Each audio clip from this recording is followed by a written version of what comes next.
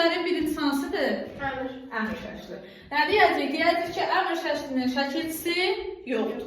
Biz əmr şəklini nə ilə tanıyırıq? Şəxs sonluqları ilə.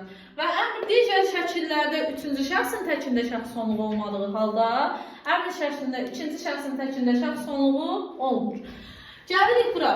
Deməli, birinci şəxsin təki kimdir? Mən. İkinci şəxsin təki sən. Üçüncü şəxsin təki o.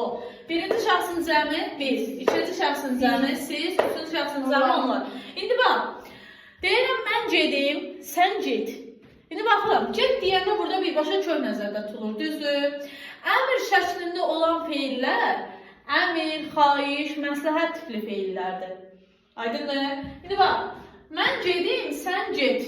O getsin, biz gedək, siz gedin, onlar getsinlər.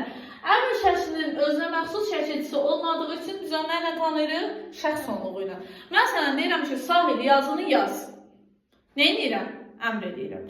Məsəl üçün, deyirəm ki, onlar bir il gözləsinlər. Bu nədir? Məsləhət. Aydındır? Məsələn, deyirəm ki, xahiş edirəm, qapını aç.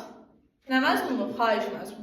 Deməli, əmr şəklində olan feillər əmr, xahiş, məsləhət tipli feillərdir. Aydındır? Gəlirik ikinciyə. İkinci